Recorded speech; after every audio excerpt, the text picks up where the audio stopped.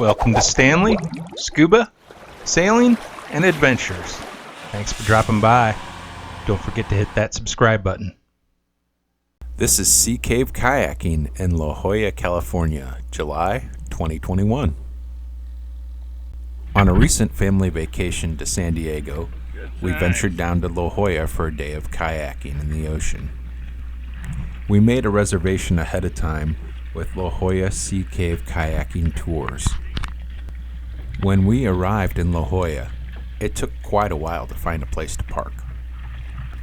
The website had advised us to arrive early and allow plenty of time for parking, and I'm really glad that we read that and paid attention. We only saw one public parking lot, and that was completely full. We drove around for quite a while until we found parking on the street and then had to walk probably close to a half a mile or better. When we arrived at the beach, it was packed.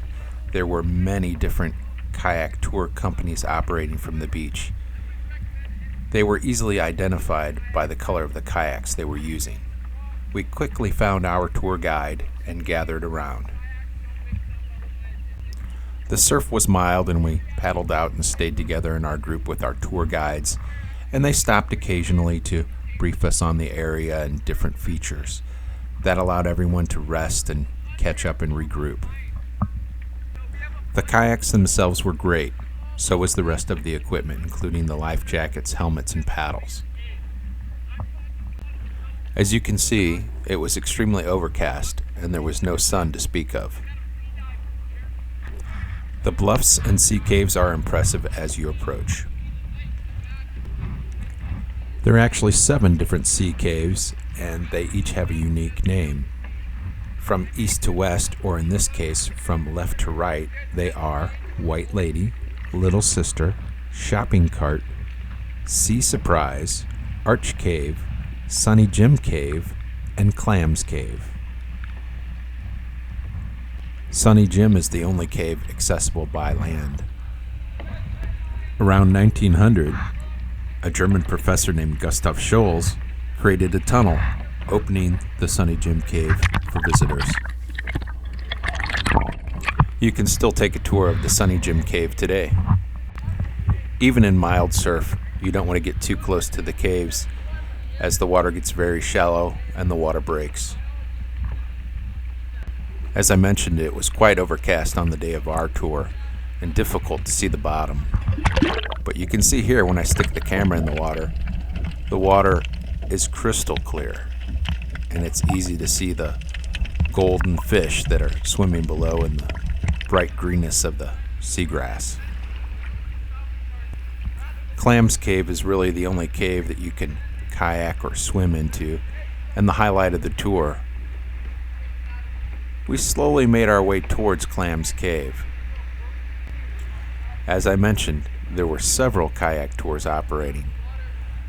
I think another reason that they would stop and explain things other than it being interesting, and also to let people catch up, was to allow space between the tours entering and leaving Clam's Cave.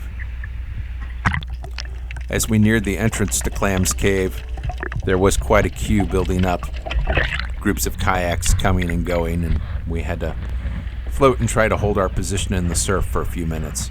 It wasn't difficult, as the surf was mild, but I can imagine it could be very difficult on a rough day. My understanding is that they don't let you enter the cave on rough days anyway. Here we are, queued up, intermingled with another kayaking tour, waiting to enter and kayak through Clam's Cave. Typically, you kayak in, turn around, and kayak back out, unless the surf is extremely calm.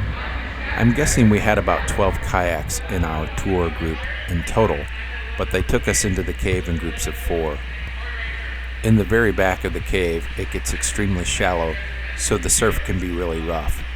Our guide decided that at this point in time it was calm enough for us to paddle all the way through, and our little group of 4 was the only group that day to be able to paddle all the way through the cave and come out the other side.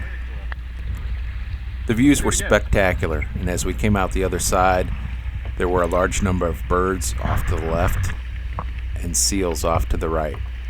You can see the waves here breaking behind me where we'd just come through. Getting close to the seals was a highlight for me and a great way to end the tour.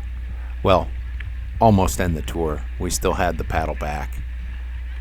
I would have to guess round trip. The total tour was probably about 3 miles, and I think it took us about 90 minutes.